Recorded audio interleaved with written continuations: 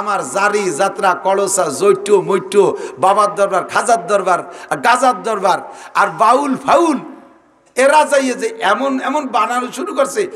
ওই জামা নিয়ে এক সাহাবা গেছে ওয়াইসকর্ণীর কাছে, ওয়াইসকর্ণীকে যে বলছে আমি রসুলের সাহাবা, নবী তোমার জন্য জামাটা দিয়েছে, আমাকে দিয়ে ঘুরে জামা দিলি, এই জামা আমি নিয়ে আসছি তোমার জন্য, তুমি আল্লাহ নবীর কত গুরুত্বপূর্ণ, তুমি একটু দোয়া করো আমার জন্য। ওই ওয়াইস লোকটা দেখে ওয়াইসকর্ণী কয় খোদার কসম তুমি আল্লাহ নবী সাহাবা না। কেন আমি সাহাবা না? আমি নবীকে 20 বছর ধরে দেখছি, আমি সাহাবা না তো সাহাবা কিনা? তুমি সাহাবা বাড়ি বসে দিয়ে কয় না তুমি সাহাবা হতে পারো না, তুমি আশাকে রসুল না, কারণ তোমার মুখে এখনো দাঁত দেখতেছি। দাঁত থাকবে না তা কি হবে? আমি ভাত খাবো না, গোস্ত টোস্ত খাবো না, দাঁত থাকতে আল্লাহ যদি না নেয় তা আমি ফেলাবো কি রে? কয় যে এই দেখো আমি ওয়াইসকর্ণীর মুখে একটা দাঁতও নাই। কেন নেই? আমি শুনেছি ওহুদের ময়দানে যে নবী কাফেরের সাথে লড়তে লড়তে পাথরে আঘাতে দাঁত ভেঙে গেছে, আমার কানে আসার সাথে সাথে আমি পাথর দিয়ে আঘাত করে একটা দাঁত ভেঙে ফেলাইছি। পরে ভাবলাম আমি তো জানি না নবীর কোন দাঁতটা ভাঙছে, চিন্তা করলাম যে নবীর যেটা ভাঙছে আমার যদি সেটা ভাঙ্গা না হয় তাহলে তো মেল হলো না, কাজে কাজে পাশেরটা ভাঙছি, ওইটা ভেঙে চিন্তা করলাম যদি নবীর এটা না ভেঙে থাকে। এরপরে এই করতে করতে পুরো 32টা দাঁত ভেঙে ফেলাইছি, আমার মুখে একটা দাঁতও নাই। আর তুমি এতগুলো দাঁত নিয়ে এসে নবীর সাহাবা বলো তুমি মিথ্যে কথা বলেছো। জোরে কন্যা নাউজুবিল্লাহ। 100% গাঁজাখুরি গল্প। নবী আলাইহিস সালামের দাঁত ভাঙছে বলে ওয়াইসকর্ণীর দাঁত ভাঙছে। তো ওই দিন ওহুদের যুদ্ধে তো নবীর মাথার ভিতরে পাথরের আঘাতে হেলমেট ব্যাঙ্গে ঢুকে গেছিল। ওয়াইসকর্ণীতে একটা হেলমেট মাথায় নিয়ে পাথর দিয়ে গাই দিয়ে মাথার মধ্যে তো হেলমেট ঢুকলো না। দাঁত ভাঙ্গার সময় ভাঙলো তো হেলমেট ব্যাঙ্গে মাথায় নাও, তা তো নাও নাই, এ গল্পটা তো কাও না। ওয়াইসকর্ণী হেলমেট ভেঙ্গো মাথায় নেই নাই, দাঁত ভেঙ্গো মুখরে সাফ করে নাই, এইটা সম্পূর্ণ গাঁজাখুরি কথা। তবে মায়ের খেদমতের জন্য নবী পাকের কাছে যাইতে পারে নাই, কথা মনে আছে? আল্লাহু আকবার। এবার আব্দুল কাদের জিলানী রহমাতুল্লাহ আলাইহি সম্পর্ক বলে ওনার গায়ে ওনার এই অবস্থা, ও দোস্তরে ওনার নাম কইলে গায়ের থেকে একটা লোম ঝরিয়ে যাবো। জায়গা আর একটা গল্প আমি না কই পারতেছি না, ওয়াইসকর্ণীর গল্প কব। ওয়াইসকর্ণী রহমাতুল্লাহ আলাইহির এই বয়াতিরা গায়ে, বয়াতিরা কয় সম্পূর্ণ মিথ্যে কথা। কিয়ামতের ময়দানে বয়াতিকে থাপড়ায় দাঁত ফেলাই দেবে ফেরেশতারা আল্লাহর হুকুমে। ভালো করে মনে রাখো, মিথ্যে কথা মোটে গানের মধ্যে কইবা না, তুমি যা পারো সত্যি কথা বলো। বাজনা বাজাইও না, দলের মধ্যে মাইয়ে রাখো না, নাবালেক পোলাপান রাখো না। নাবালেক পোলাপান যেই দলের ভিতরে নাবালেক দাড়িবিহীন পোলাপান থাকে, ওই দলের ভিতরে অ্যাক্সিডেন্টের সম্ভাবনা থাকে। এই অ্যাক্সিডেন্ট ভাষায় ব্যক্ত করতে পারছি না, কম বেশ যদি বুঝে থাকেন তাহলে বুঝবেন।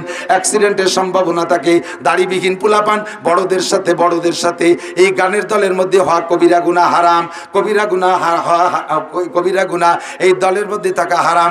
এর কারণেই আলী হাসান ওসামা বলেছেন, আলী হাসান ওসামা বলেছে একদল মৌলবীরে তার পরনে, মৌলবী তার পরনের কাপড় খুলে বেলায় দিচ্ছে। হাজারো অভিজ্ঞতার আলোকে বলেছে গানের দলের ভিতরে মাইয়েরা থাকতে পারবে না, গানের দলের গানের মধ্যে বাজনা হতে পারবে না, গানের মধ্যে মিথ্যে কথা হতে পারবে না, গানের দলের মধ্যে নাবালেক পোলাপান থাকতে পারবে না, দাড়িবিহীন পোলাপান যেই গান গাইতেছে বড়রা ওই দলের ভিতরে থাকতে পারবে না নাবালেক পোলাপান। 5 নম্বরে গানের ভিতরে কথা যদিও সত্য, কিন্তু ওই সত্য কথা এমন সত্য কথা হতে পারবে না যাতে মানুষের চরিত্র নষ্ট করে। মানুষের চরিত্র নষ্ট করা সত্য কথা। এই যে মমতাজ খাতুন গায়, এবার আল্লাহ তার দেশে বসাইয়ে, ঠিক না? চাচি আম্মা ফেলু আল্লাহ বুকটা ফাটিয়ে যায়, বুকটা ফাটিয়ে যায়। সত্যি কথা, মোহাব্বতে বুকটা ফাটিয়ে যায়। এই কথা কলিবারা কি কোনো মানুষের অন্তরটা আল্লাহর হস্তে কান্তি কান্তি মসজিদে যায়? তার ভিতরে যৌন সুরসুরি বাড়ে না? আমরা ছোটবেলা শুনতাম গান গাইতো, রূপে আমার আগুন জ্বলে যৌবন বারাঙ্গে, প্রেমের সুদা পান করে নাও আয় রে আমার দিওয়ানা। এই কইয়ে রুকুতি গেলি নামাজ হবে না? রাতবার এই গালি একটা 1000 নেকি হবে না? একটা উমরার সওয়াব তো হবেই। দাঁত ফেলাই দেবে তাপড়াইয়ে 6.5। যতই তোর শুদ্ধ হোক কথা, সত্য কথা হোক না কেন, এই গান গাইলে যুবক যুবতীর ভিতরে যৌন সুরসুরি আছে, চরিত্র নষ্ট হয়। এই 5 কারণে গান হারাম। 1 নম্বরে মিথ্যা কথা, 2 নম্বরে বাজনা, 3 নম্বরে নারীরা গাওয়া, 4 নম্বরে দলের ভিতরে বড় ভিতরে ছোট নাবালেক পোলাপান থাকা, 5 নম্বরে কথা সত্য হলেও ওই কথার দ্বারা মানুষের চরিত্র নষ্ট করে। এই জাতীয় 5টার যে কোনো একটা থাকলে ওই গান গাওয়া হারাম। আমাদের দেশে গাজীর গান গায়, আপনাদের দিক তো নেই, এবং মান্নত করে গাজীর গান, মান্নত করলে ছেলে হয়।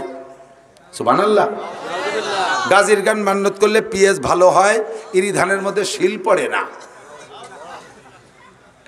গাজীর গান মান্নত করলে ব্যবসা ভালো হয়, মেম্বার হওয়া যায় বিনা ভোটে, তাই নাকি? আল্লাহ, গাজীর গান মক্কায় নাই, মদিনায় নাই, চরমুনাই নাই, বিশ্ব ইস্তেমায় নাই, আব্দুল গফফার চৌধুরী খানে নাই, হাটাজারি, বটিয়া, বাবুনগর, জিরি, নাজিরাট, লালবাগ, ফরিদাবাদ, মালিবাগ, যাত্রাবাড়ি, গহরডাঙ্গা, কাসেমুল উলুম, কাদেমুল উলুম, শামসুল উলুম, মদিনাতুল উলুম, কোন উলুমের মধ্যে নাই। বিশ্বের কোন মুহাদ্দিস গাজীর গান জানে না। গাজীর গান গায় কয় জৈট, মৈসো, বগল পার্টি। এত বড় বগল, 2 বগল চাইছে, সাফ করে দিলে এক রান্নাঘরের এক চাল চা হয়ে যাবে, শোন কিনা লাগবে না, কথা কর না কে? এই গাজা পার্টি, মৈসো পার্টি, বগল পার্টি, ওরা গাজীর গান গায়। তাই দিয়ে বলে আল্লাহ মান্নত করলি সেই গানে বলে ছেলে দেয়, মেয়ে দেয়, মেম্বার বানায়, কোটিপতি বানায়, জুতোর বাড়ি হবে কপালে, আল্লাহ বাসায়। তওবা করো। এই সমস্ত মিথ্যে কথা বুজুর্গ গানে দিনে নামের সাথে সেট করে কি করে না, কথা কর। ওয়াইস করনি মার খেদমতে থাকার কারণে নবীর কাছে আইসা সাহাবী হতে পারে নাই।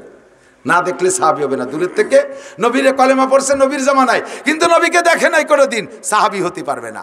নবীর সাহাবাকে দেখছে, তাবে হতে পারবে।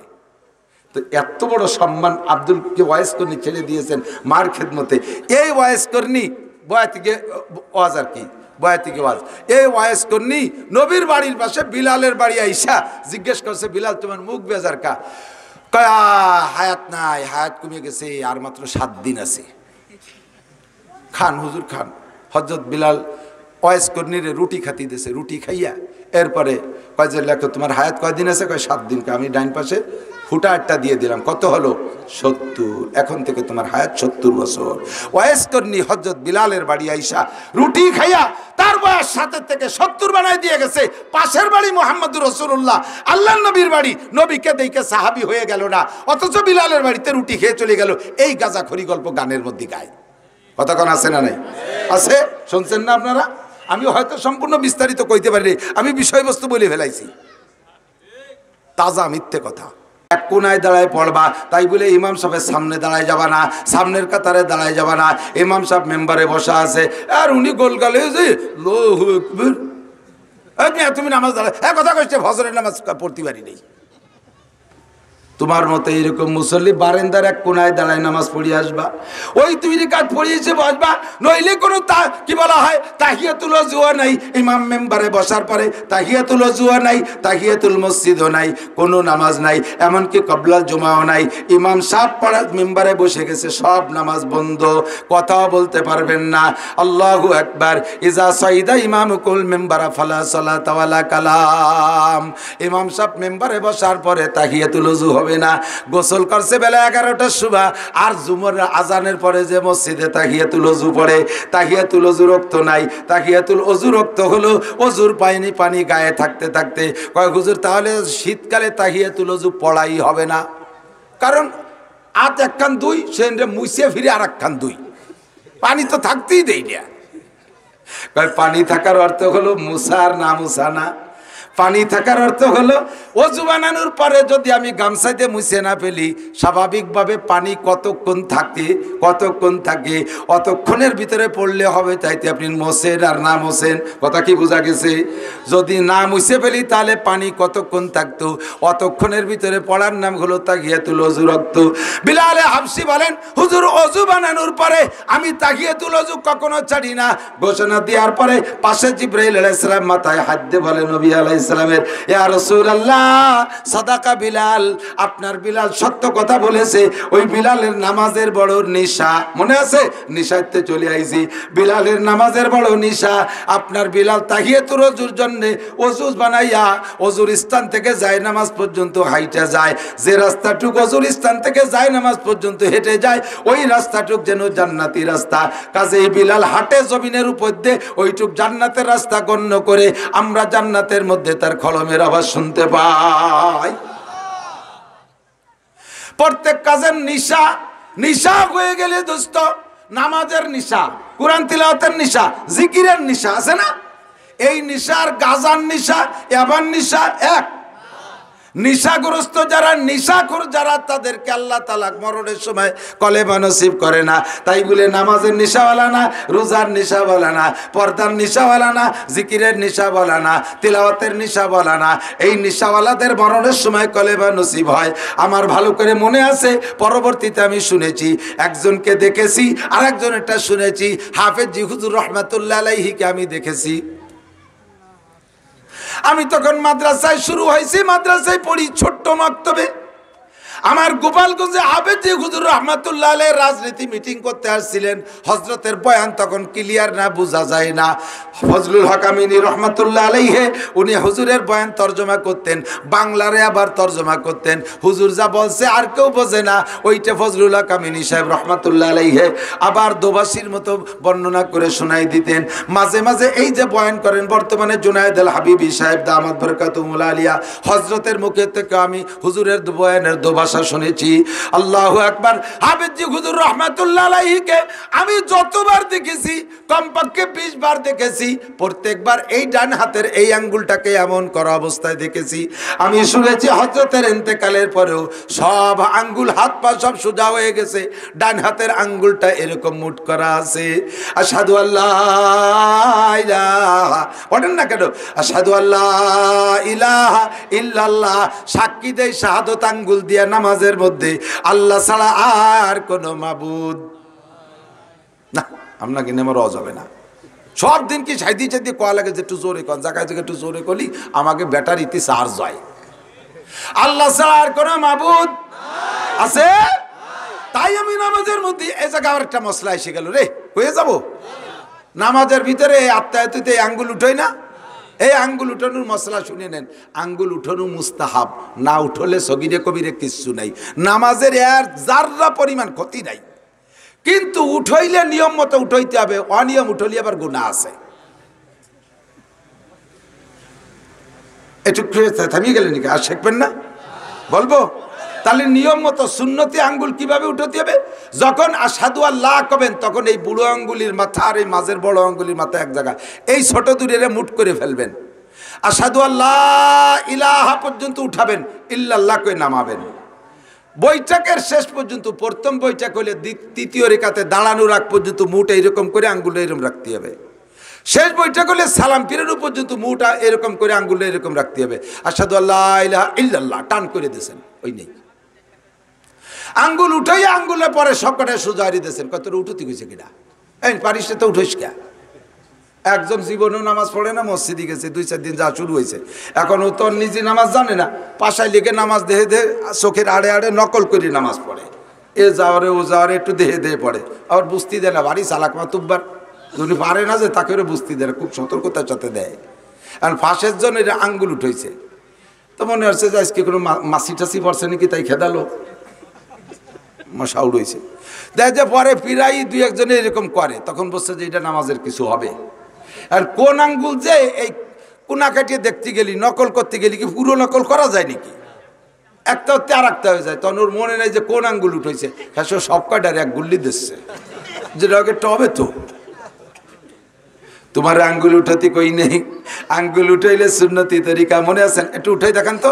আশহাদু আল্লাহ ইলাহা ইল্লাল্লাহ, এই মুট করে আশহাদু আল্লাহ ইলাহা ইল্লাল্লাহ ওয়া আশহাদু আন্না মুহাম্মাদান আবদুহু ওয়া রাসূলুহু। হাফেজ জি হুজুরকে আমি জীবন ভরে এই কলেমার শাহাদাত, কলেমায়ে শাহাদাতের শাহাদাত আঙ্গুলকে আমি জীবন ভরে এমন দেখেছি। আমি শুনেছি হযরতের ইন্তেকালের পরে সারা শরীর সোজা হয়ে গেছে, এই মুটটা এরকম হয়ে আঙ্গুল এরকম রয়েছে।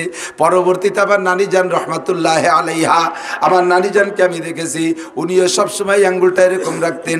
আমার নানি ইন্তেকালের পরে শরীর সোজা হয়ে গেছে, এই আঙ্গুলটার এরকম মুঠ খুলে সোজা হয় নাই, ওনার এই আঙ্গুলটা এরকম রয়েছে। আল্লাহু আকবার।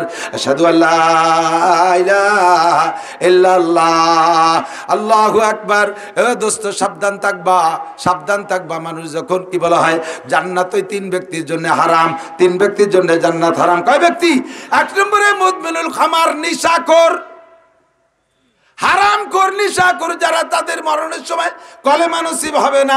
2 নম্বরে আল-আক, মা বাবার নাফরমান সন্তান। মনে আছে নাকি?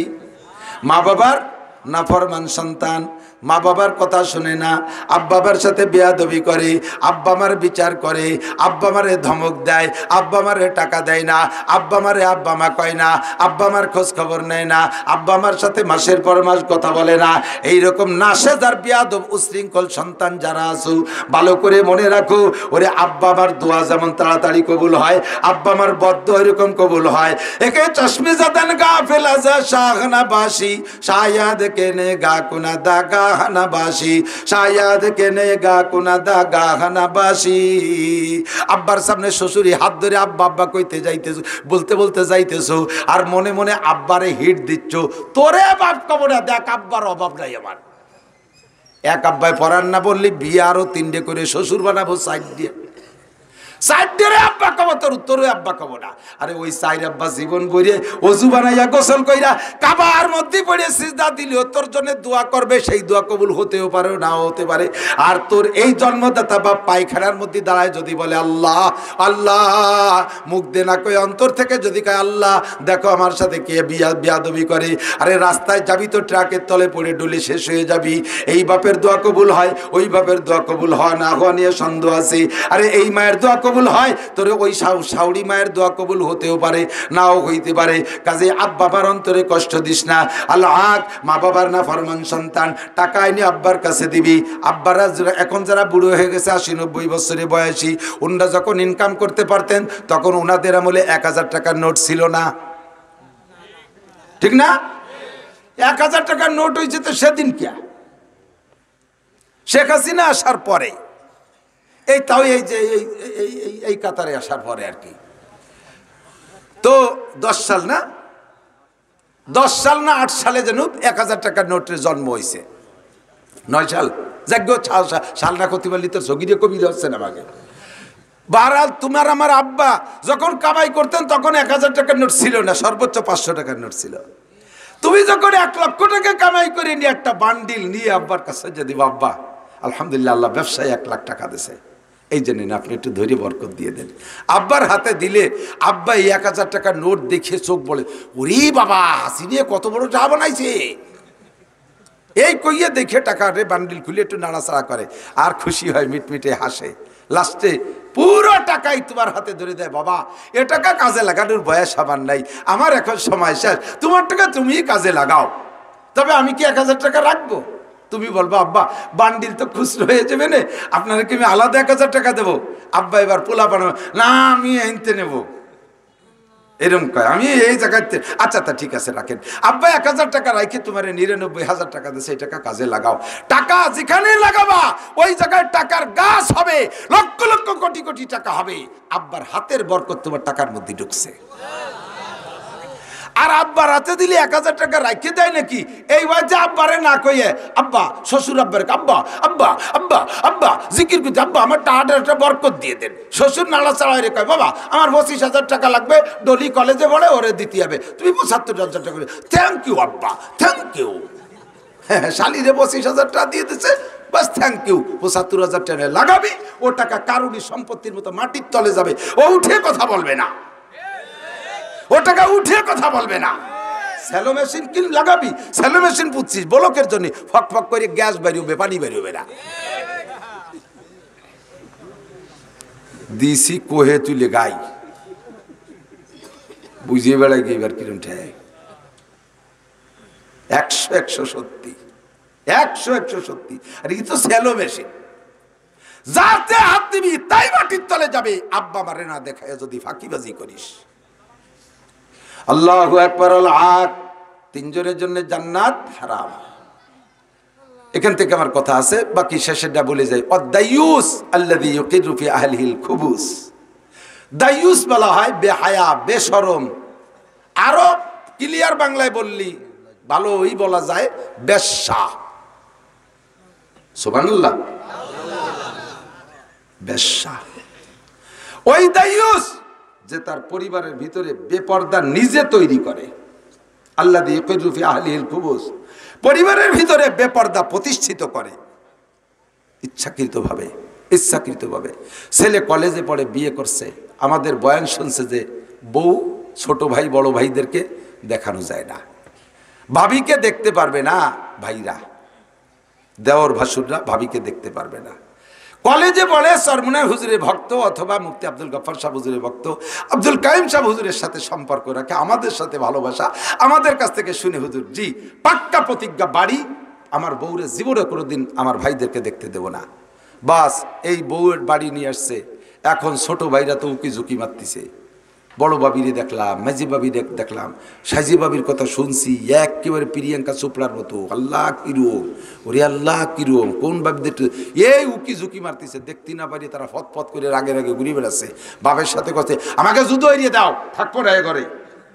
কারণ কে আছে কয়েকজন সাজিয়া বাবির একটু দেখতে পারলাম না, কেন আয় আমার সাথে আয়। বাপে নিয়ে গেছে দেখাতে, বৌমা এদিকে আসো, বৌমারে আইনি দেখ তোরা বুড়ো তোমার দাঁতের পাটি খুলে ফেলে দে সাফলাইয়ে, তোমার এই দায়িত্ব দিছে আল্লাহ। ছেলে বিয়ে করে আনছে, এই বউটারে ঘরে আনবে কে? মুরব্বীরা কয়ে দেয় যে মেজো জামাই কোলে করে নিয়ে আসো। উনার বেটার বউ, যার বউ সে কোলে আরবে না, দুলোবাইতি কোলে নিয়ে আইছে। পয়লা বরকত দুলোবাই রাতে হাতে চলে গেছে। এই আকাম মুরব্বীরা সহযোগিতা করে, আছে না নাই কথা বলে? এর নাম হলো দাইয়ুস।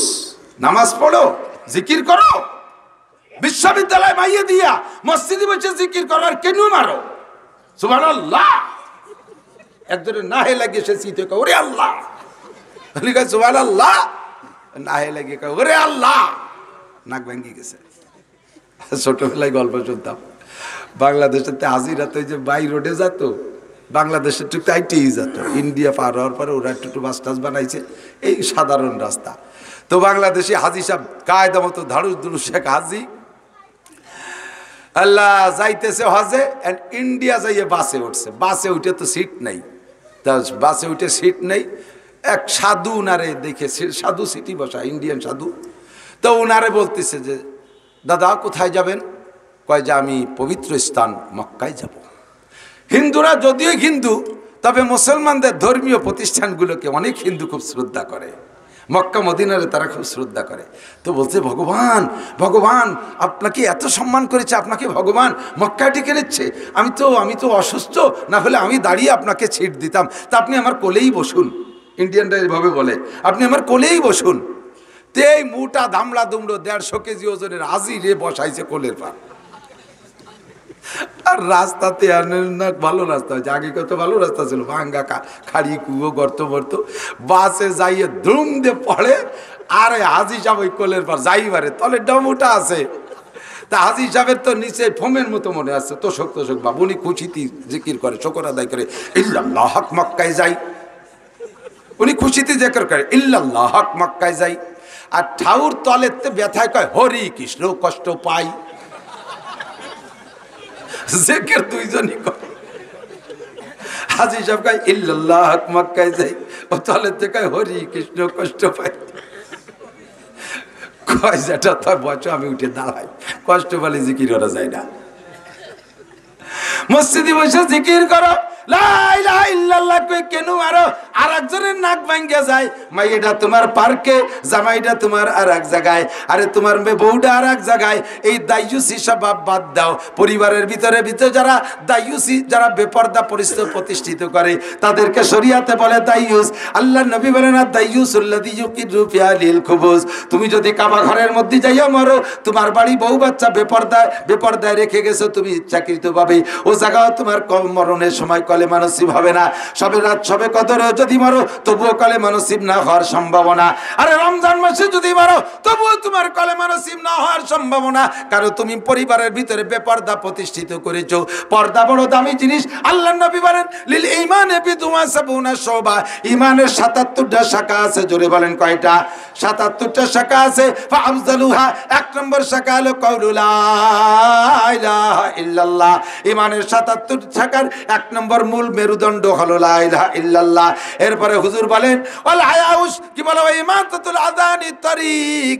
ঈমানের 77 শাখার আরেকটা শাখা হলো রাস্তার থেকে কষ্টদায়ক জিনিস ফেলে দেওয়া। খেয়াল করেন কয়ে চলে যাই, বলা যায় না, হুতমুত বলা যায় না, ফিরে বেড়াচ্ছে কতিও পারি নাও পারি। রাস্তার থেকে কষ্টদায়ক জিনিস ফেলে দেওয়া। এই রাস্তা বানাইছি কি এদিক খেয়াল করেন, রাস্তা বানাইছে সরকার কি জন্য? আমাদের চলার জন্যই না?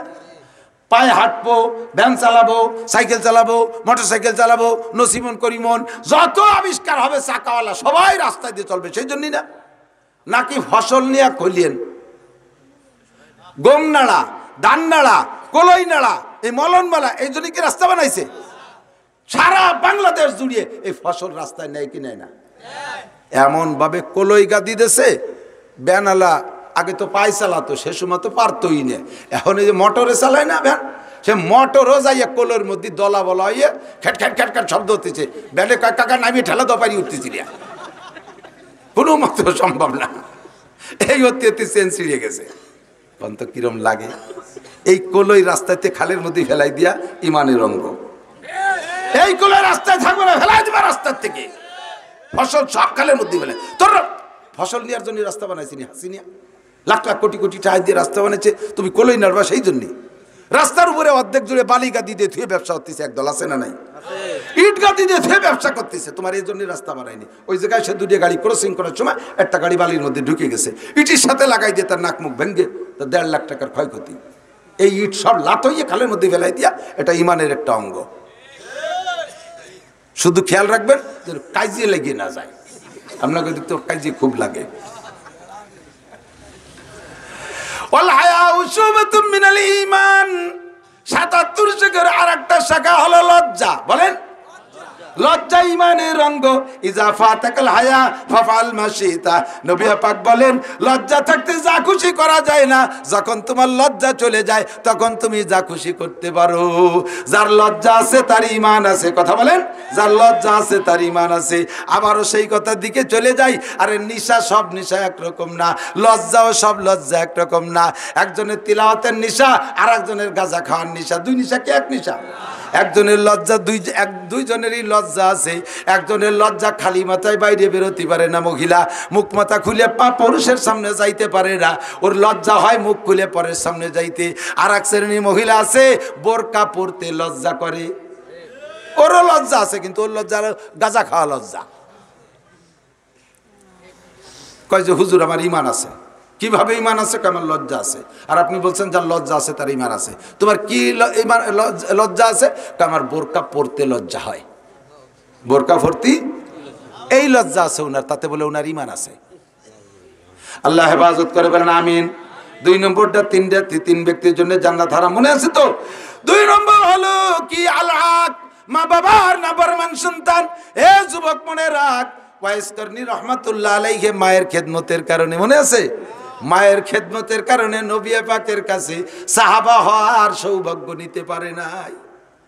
মৃত্যুর আগে নবী আলাইহিস সালাতু ওয়াস সালাম একটা জামা জুব্বা, মানাকেবে ওয়াইসের ভিতরে মিশকাত শরীফের মধ্যে আসছে হাদিস, ওয়াইস কর্ণের জন্য একটা জুব্বা রেখে গেছে, যেটা আমার ওয়াইসটা দিও কর্ণে আমার এক পাগল আছে। এবার এই কিসারের সাথে নিয়া আমার জারি যাত্রা কলসা জৈটু মৈটু বাবার দরবার, খাজার দরবার, গাজার দরবার আর বাউল ফাউল এরা যাইয়ে যে এমন এমন বানানো শুরু করছে। ওই জামা নিয়ে এক সাহাবা গেছে ওয়াইস কর্ণীর কাছে, ওয়াইস কর্ণীকে যে বলছে আমি রসুলের সাহাবা, নবী তোমার জন্য জামাটা দিয়েছে, আমাকে জামা দিলি, এই জামা আমি নিয়ে আসছি তোমার জন্য, তুমি আল্লাহ নবীর কত গুরুত্বপূর্ণ, তুমি একটু দোয়া করো আমার জন্য। ওই ওয়াইস লোকটা দেখে ওয়াইস কর্ণী কয় খোদার কসম তুমি আল্লাহ নবী সাহাবা না। কেন আমি সাহাবা না? আমি নবীকে 20 বছর ধরে দেখছি, আমি সাহাবা না তো সাহাবা কিনা? তুমি সাহাবা বাড়ি বসে দিয়ে কয় না তুমি সাহাবা হতে পারো না, তুমি আশাকে রসুল না, কারণ তোমার মুখে এখনো দাঁত দেখতেছি। দাঁত থাকবে না তা কি হবে? আমি ভাত খাবো না, গোস্ত টোস্ত খাবো না, দাঁত থাকতে আল্লাহ যদি না নেয় তা আমি ফেলাবো কি রে? কয় যে এই দেখো আমি ওয়াইসকর্ণীর মুখে একটা দাঁতও নাই। কেন নেই? আমি শুনেছি ওহুদের ময়দানের যে নবী কাফেরের সাথে লড়তে লড়তে পাথরে আঘাতে দাঁত ভেঙে গেছে, আমার কানে আসার সাথে সাথে আমি পাথর দিয়ে আঘাত করে একটা দাঁত ভেঙে ফেলাইছি। পরে ভাবলাম আমি তো জানি না নবীর কোন দাঁতটা ভাঙছে, চিন্তা করলাম যে নবীর যেটা ভাঙছে আমার যদি সেটা ভাঙ্গা না হয় তাহলে তো মেল হলো না, কাজে কাজে পাশেরটা ভাঙছি, ওইটা ভেঙে চিন্তা করলাম যদি নবীর এটা না ভেঙে থাকে। এরপরে এই করতে করতে পুরো 32টা দাঁত ভেঙে ফেলাইছি, আমার মুখে একটা দাঁতও নাই। আর তুমি এতগুলো দাঁত নিয়ে এসো নবীর সাহাবা বলো তুমি মিথ্যে কথা বলেছ। জোরে কন্যা নাউজুবিল্লাহ। 100% গাঁজাখুরি গল্প। নবী আলাইহিস সালামের দাঁত ভাঙছে বলে ওয়াইস কর্ণীর দাঁত ভাঙছে, তো ওই দিন ওহুদের যুদ্ধে তো নবীর মাথার ভিতরে পাথরের আঘাতে হেলমেট ব্যাঙ্গে ঢুকে গেছিল। ওয়াইস কর্ণীতে একটা হেলমেট মাথায় নিয়ে পাথর দিয়ে গাই দিয়ে মাথার মধ্যে তো হেলমেট ঢুকলো না। দাঁত ভাঙ্গার সময় বাংলো তো হেলমেট ব্যাঙ্গি মাথায় নাও, তা তো নাও নাই। এ গল্পটা তো কাও না।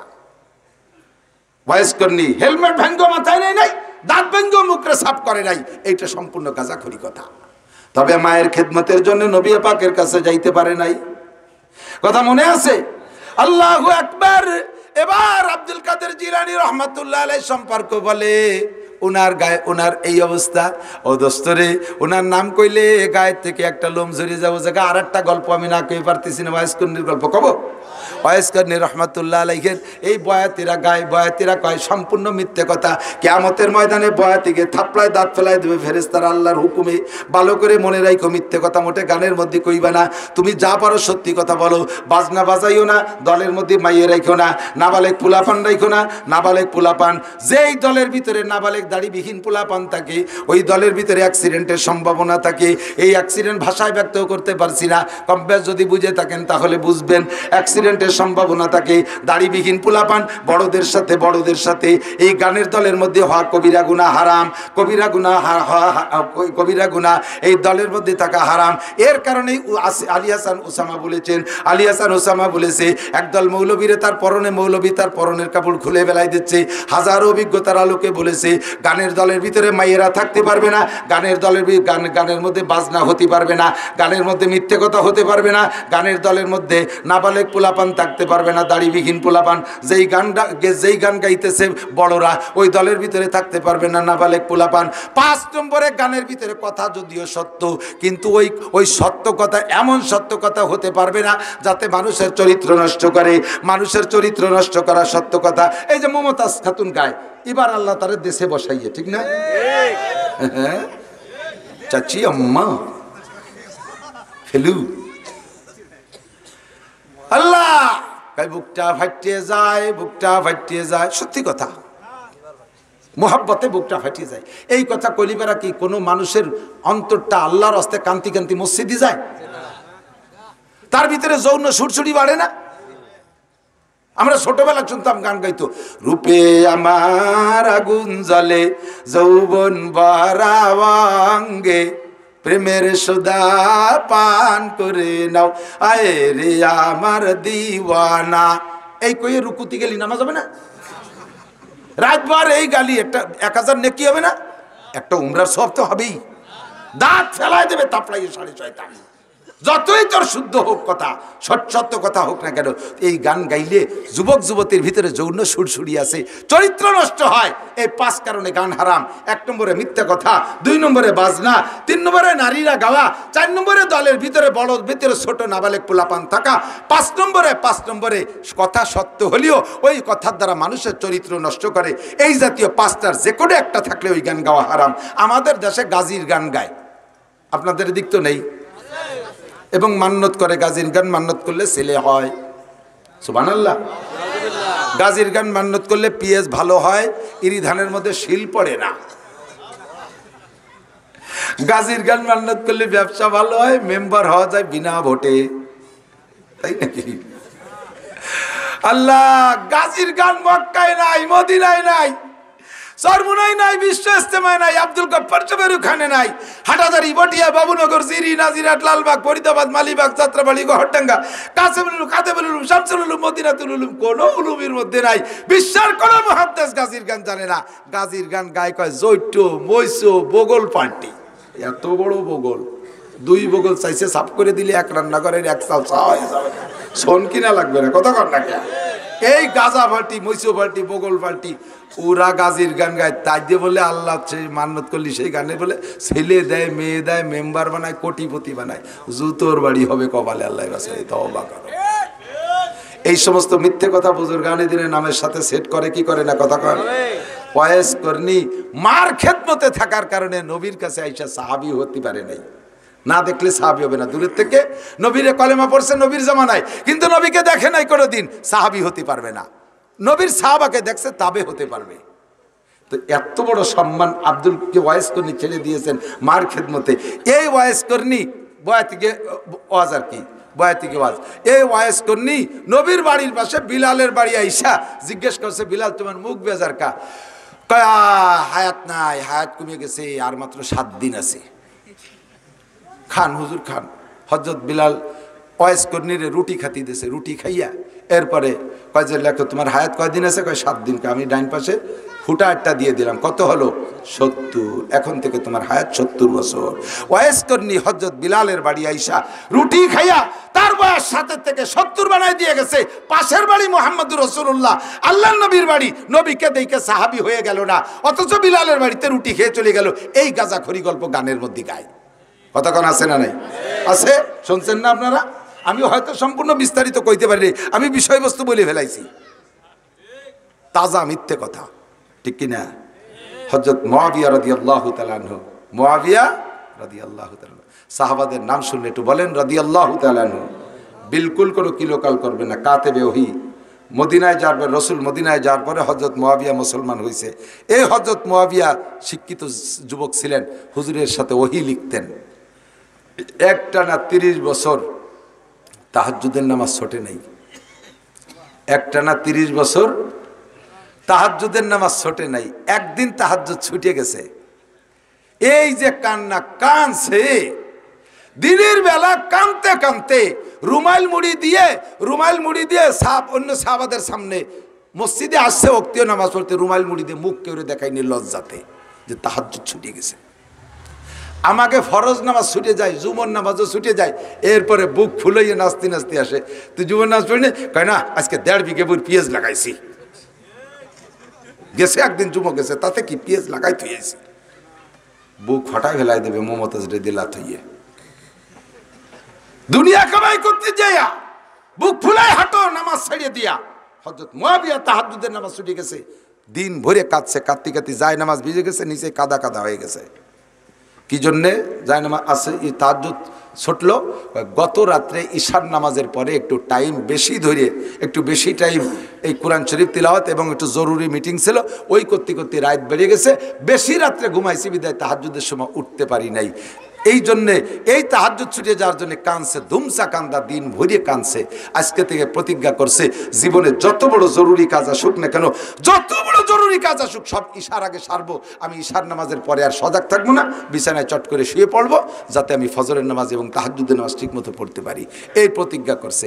আজকে প্রতিজ্ঞা করিয়া তাড়াতাড়ি শুয়ে পড়ছে, ঈশা পড়িয়ে শুয়ে পড়ছে। জাস্ট টাইম তাহাজ্জুদের সময় মনে আছে 6 ঘন্টা, হজের গোড়ায় চলে আইছি কিন্তু ফিরে ঘুরতে ঘুরতে। আল্লাহ, তাহাজ্জুদ যাতে না ছুটে যায়, টাইম মতো 6 ঘন্টা ঘুমাইয়া সজাগ হয়ে গেছে। আমি শুয়ে শুয়ে একটু মোড়ামুড়ি রেস্ট নিচ্ছে আর কি, ঘুমাইয়ে কষ্ট হয়ে গেছে, শুয়ে শুয়ে একটু রেস্ট নিচ্ছে। উঠবে তাহাজ্জুদের জন্য উঠবে।